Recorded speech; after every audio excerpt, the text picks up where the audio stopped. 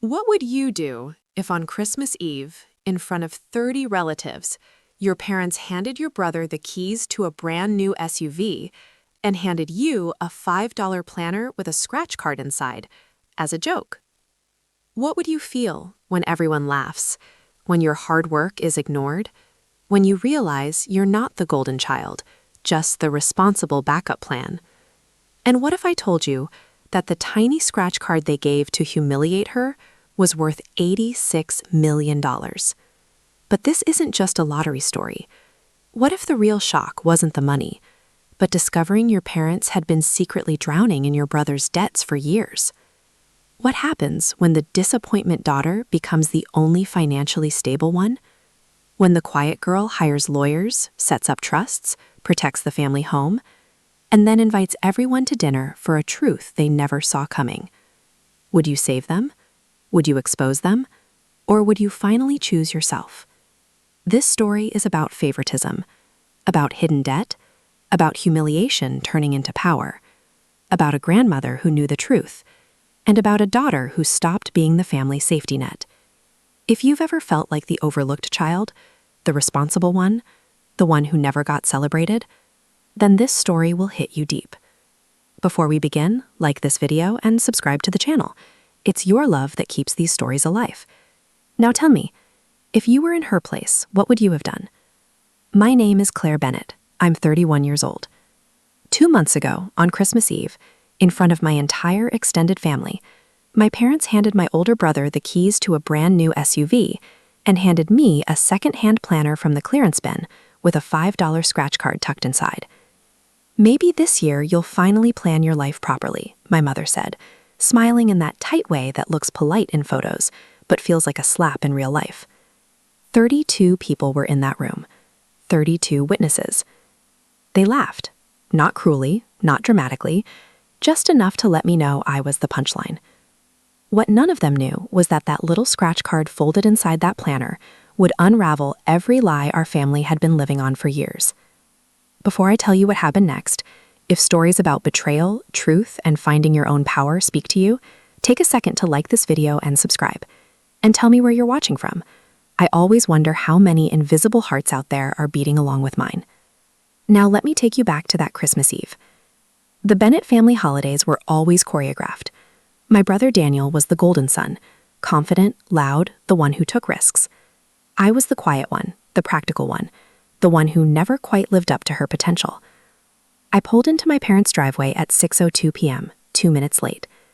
I had spent all afternoon baking pecan pies from scratch because my mom once mentioned, 3 years ago, that she liked them. When I walked in, she barely glanced at them. "Oh, Claire, you didn't have to go through all that trouble," she said, already turning towards Daniel's wife. "Did you see the car outside? It's gorgeous." The living room was loud and glittering. Champagne flutes, fake snow on the windows, my dad clapping Daniel on the back like he'd just won an Olympic medal instead of switching companies again. Dinner passed the way it always did. Daniel talked about investments. My father nodded proudly. When someone asked me about work, my mom answered for me. She still does that nonprofit thing, community gardens or something. I manage urban redevelopment projects, but correcting her felt pointless. After dessert, my dad stood up, fork tapping his glass. "Before we close the night," he said, smiling wide, "we have something special for our kids." My stomach tightened. I already knew. He gestured to Daniel first. "Son, you've taken bold steps this year. We're proud of you, so we wanted to help you keep moving forward." My mom tossed him a small box. Inside, a key fob. The entire room erupted. Outside in the driveway sat a brand new silver SUV wrapped in a red bow. Daniel hugged them. His wife cried. Cameras flashed. Then my mom turned to me.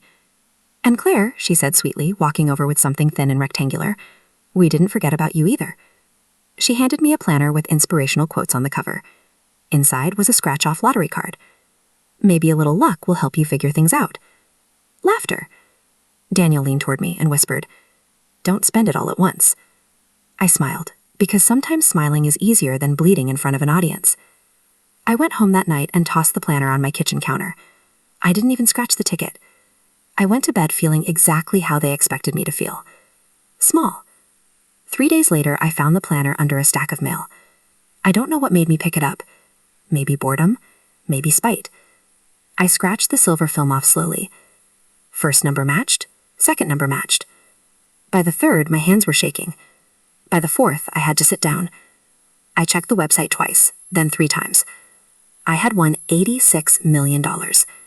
Not 100 million, not some clean fairy tale number. $86 million. The kind of money that doesn't just change your life, it changes the balance of power. I didn't scream, I didn't call anyone. I just sat there in silence, staring at that tiny card that had been handed to me as a joke.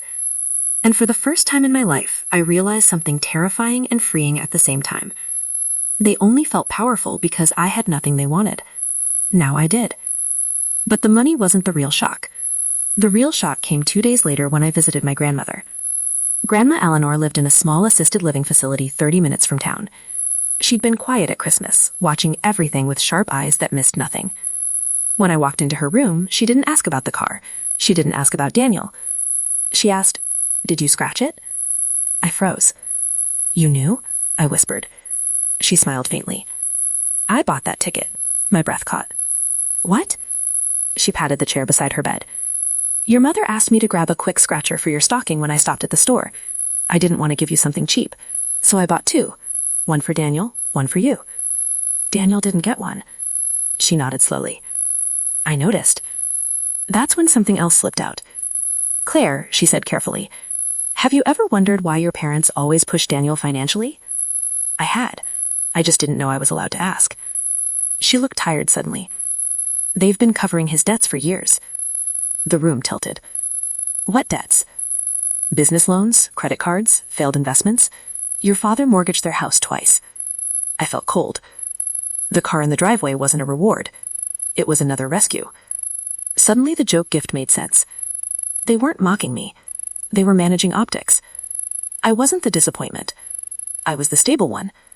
And stable people don't get investments. They get planners. That night I called a lawyer, then a financial advisor.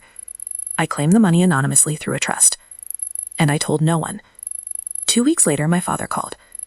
"Claire," he said casually, "we need to talk about something important." I already knew. Daniel's new business venture had collapsed. The SUV was leased, not bought. Payments were overdue. "We were thinking," my mom chimed in on speaker, "that since you're so responsible, maybe you could co-sign a small loan, just temporarily." There it was. The family safety net. I looked around my tiny apartment, at the cracked tile, the thrifted couch, the bills I had paid faithfully every month without help. "I can't," I said calmly. There was silence, then irritation. "Claire, this is your brother." "I know. We've done so much for you." I almost laughed. "You mean the planner?" That night, I drove to my grandmother's facility and sat in the parking lot for an hour. Because I didn't want to become what they were. Money makes you louder. It doesn't make you better. Over the next month, I quietly paid off my own student loans. I bought a modest townhouse near the city. I funded the expansion of the nonprofit I'd been running for years, the one my mother dismissed as that garden thing. I created the Eleanor Grant program in my grandmother's name, funding small business grants for women in debt traps. And then I made one final decision. I invited my family to dinner. They arrived curious, suspicious, polite. I had rented a private dining room at a restaurant downtown. Nothing flashy, just elegant enough to unsettle them. Daniel was first to speak. "Wow," he said, glancing around. "Big promotion?" "Something like that," I replied. We ordered. Small talk floated around the table like fragile glass. Halfway through the main course, I placed a folder in front of each of them. "What's this?" my father asked. "Transparency," I said softly. Inside were copies of Daniel's outstanding debts, property liens, credit card balances, interest rates that bordered on criminal. My mother went pale. "Where did you get this?" "I hired someone." Daniel shoved the papers away. "This is none of your business." "It became my business when you asked me to co-sign." Silence settled heavy and suffocating. "I won the lottery," I said finally. My mother gasped. Daniel stared. "How much?" my father whispered. "Enough." The air shifted instantly. Concern turned into calculation.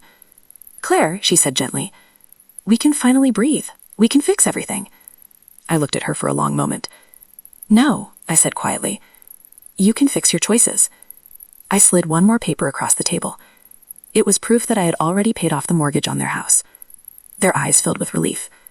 "But," I continued, The house is now in a trust under Grandma Eleanor's name. It cannot be borrowed against, ever. Daniel shut to his feet. So you get to play hero now? I'm not playing hero, I said. I'm setting boundaries. He laughed bitterly. You think you're better than us because you got lucky? No, I replied. I think I'm done being your backup plan. My father looked smaller than I had ever seen him. You won't help your own brother? I will help him find a financial counselor, I said. I will not fund another collapse. My mother began to cry. We're family. Yes, I said. And family doesn't hand you a $5 joke and call it love. No one spoke after that. I paid the bill and left first. 6 months have passed since that dinner. Daniel declared bankruptcy. He's working now, a steady job, nothing glamorous. It's the first time he's lived within his means. My parents are adjusting, slowly, sometimes bitterly. Grandma Eleanor moved into the townhouse next to mine.